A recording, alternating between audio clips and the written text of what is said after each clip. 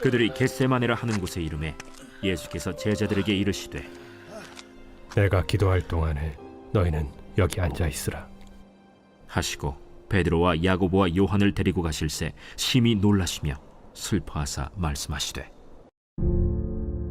내 마음이 심히 고민하여 죽게 되었으니 너희는 여기 머물러 깨어 있으라. 조금 나아가사 땅에 엎드려 될 수 있는 대로 이때가 자기에게서 지나가기를 구하여 이르시되 아빠, 아버지여, 아버지께는 모든 것이 가능하오니 이 잔을 내게서 옮기시옵소서.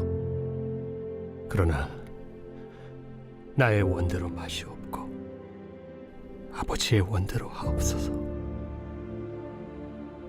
돌아오사 제자들이 자는 것을 보시고 베드로에게 말씀하시되 시몬아, 자느냐? 네가 1시간도 깨어 있을 수 없더냐? 시험에 들지 않게 깨어 있어 기도하라. 마음에는 원이로되 육신이 약하도다. 다시 나아가 동일한 말씀으로 기도하시고 다시 오사 보신즉 그들이 자니 이는 그들의 눈이 심히 피곤함이라. 그들이 예수께 무엇으로 대답할 줄을 알지 못하더라. 세 번째 오사 그들에게 이르시되 이제는 자고 쉬라. 그만 되었다. 때가 왔도다. 보라, 인자가 죄인의 손에 팔리느니라. 일어나라, 함께 가자. 보라, 나를 파는 자가 가까이 왔느니라. 안녕하십니까 근수교회 가족 여러분, 4월 11일 근수 매일 말씀 시작하겠습니다. 오늘부터는 이 유월절 어린 양 기도회가 시작됩니다. 이 고난주간 특세로 함께 이루어지는데요. 꼭 5시 반 교회에 나오셔서 함께 유월절 어린 양 되신 예수님의 그 여정과 유월절을 함께 묵상하면서 나아가도록 하시겠습니다. 오늘 본문은 마가복음 14장 32절부터 42절까지의 말씀입니다. 예수님께서 겟세마네 동산에 올라가 기도하시죠. 유명한 기도문이죠. 아바 아버지여, 아버지께서는 모든 것이 가능하오니 이 잔을 내게서 옮기시옵소서. 그러나 나의 원대로 마옵시고 아버지의 원대로 하옵소서 하시고. 사랑하는 가족 여러분, 예수님이 이 기도를 할 때 얼마나 마음이 찢어졌는지, 여러분 이 기도를 할 때, 이 십자가 사역을 감당할 때에 다른 성경에는 땀방울이 핏방울이 되듯이 기도했다라고 나와 있습니다. 여러분, 우리가 예수님에 대해서 생각할 때 완벽한 사람, 예수님은 순종하기가 매우 쉬운 사람이라고 생각하실 수 있습니다.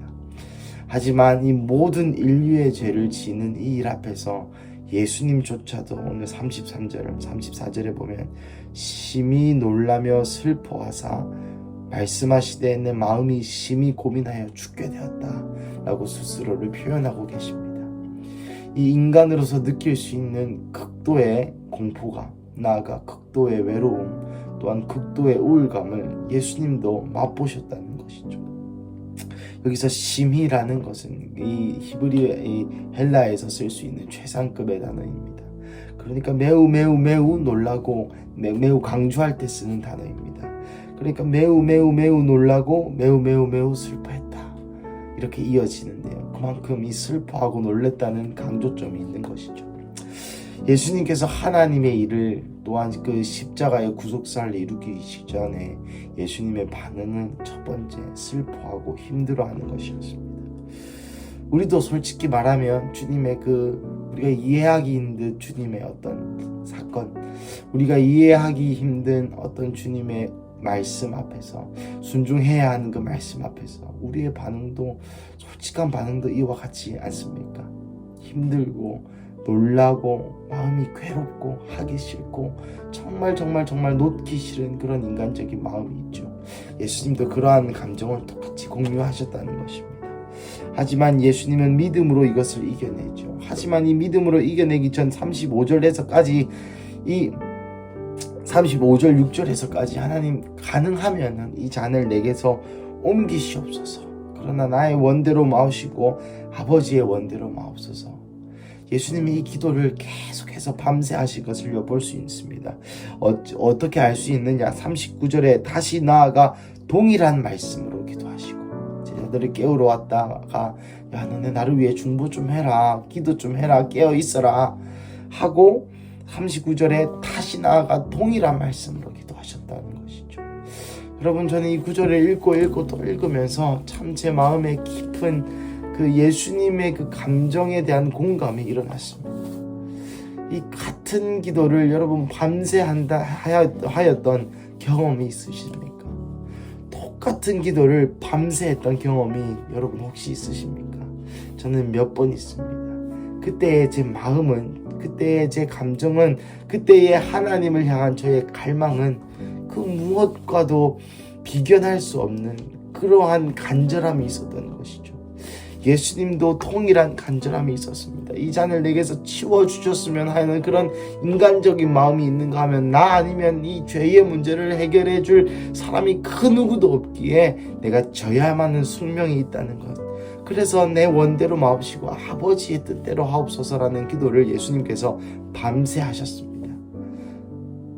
예수님도 도망치고 싶었었던 것 같습니다. 그 어떤 상황에 말이죠. 하지만 주님은 그 모든 것을 믿음으로 승리하셨습니다. 두 번째로 제게 들었던 말씀은 이 제자들에 대한 태도였습니다. 아시다시피 제자들은 너무 피곤하여 여기 보면 그들의 눈이 심히 피곤합니다. 매우 피곤했다. 여러분, 피곤하면 좀 잘 수도 있죠. 저도 이 새벽기도 마치고 앉아있는 기도 시간에 가끔 졸곤 합니다. 하지만 여러분, 이때의 예수님의 이 마음, 정말 죽기 직전, 아니 죽음 자체가 두려웠다기보다는 그 인류의 죄를 감당해야 하는 그 어린 양의 그 숙명이 무거웠다는 표현이 맞을 것 같습니다. 그러는 와중에 예수님이 제자들에게 계속 깨어있고 기도하고 나를 위해 중보해라 라고 얘기하심에도 불구하고 제자들이 자고 있었죠. 이러한 모습을 보면서 저는 이사야 66장 1절이 생각이 났습니다. 여호와께서 말씀하시되 하늘이 나의 보좌요 땅이 나의 발등상인데 너희가 나를 위하여 무슨 처소를 짓겠느냐, 내가 거할 처소가 어디 있느냐 라고 하나님께서 이스라엘 백성에게 물으시는 장면이 나옵니다.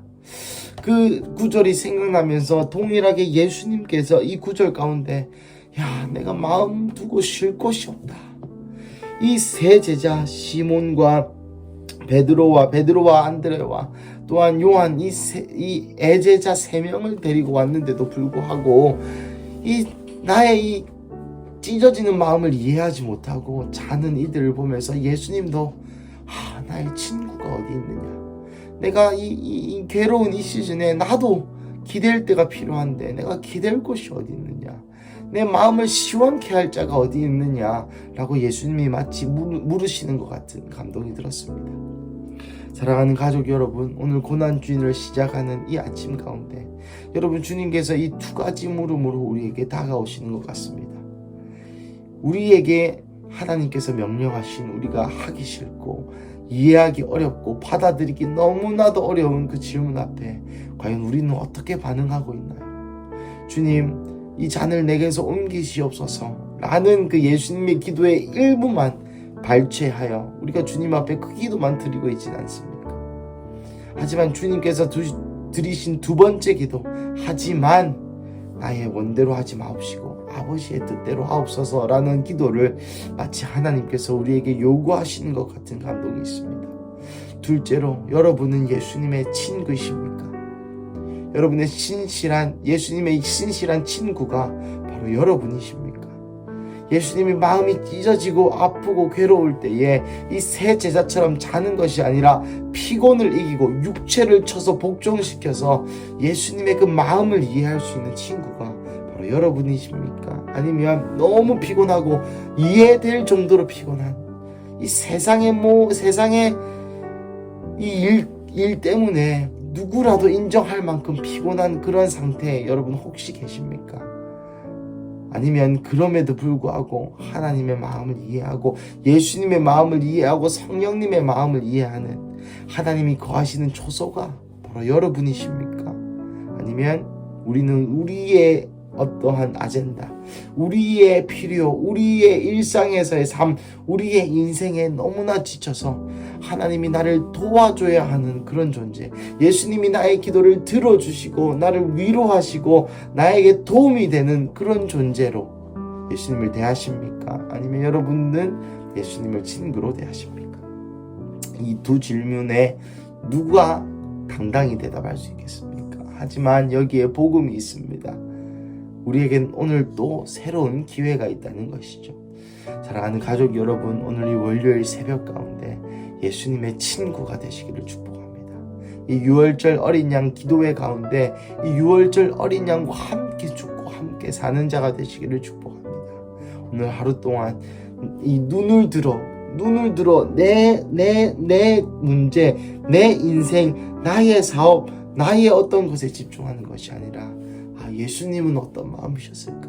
예수님이 어떤 마음으로 십자가를 지셨을까? 예수님이 어떤 마음으로 예루살렘에 입성하셨을까? 예수님이 어떤 마음으로 6월절 어린 양의 그 세상 죄를 지고 가는 그 어린 양의 그 마음, 예수님이 십자가로 끌고 비아 돌로로사 십자가로 가는 그 길에 예수님이 어떤 마음이셨을까? 십자가 질 때는 또 어떤 마음이셨을까? 지고 난 후에는 또 어떤 마음이셨고, 겟세마네 동산에서 기도할 때는 어떤 마음이셨고, 3번이나 제자들이 확인하는지 체크하러 오셨는데 그때는 또 예수님이 어떤 마음이셨고, 이번 주간은 내 기도, 나의 문제를 떠나서 예수님이 어떤 마음이셨을까에 집중하는 시간 되시기를 축복합니다. 우리 함께 기도하시겠습니다. 하나님 감사합니다. 오늘 말씀을 통하여 주의 음성을 듣습니다. 하나님, 제가 이 세 제자와 같이 그냥 나의 인생에 너무나 피곤해서, 내 인생의 풍파로 내가 너무 힘들고 내가 너무 피곤해서 슬픔과 힘듦과 피곤과 그 모든 재정의 어떤 부족함 때문에 오는 피로에 지배되는 것이 아니라 하나님 한 분, 예수님 한 분만을 바라보며 예수님의 감정을 이해하고 예수님의 그 숙명을 이해하고 데스티니를 이해하고 그 예수님의 친한 친구로서 이번 한 주간 예수님과 함께 걸을 수 있도록 우리를 축복하여 주시옵소서. 주님 감사합니다. 이 모든 말씀 살아계신 예수님의 이름으로 기도드립니다. 아멘.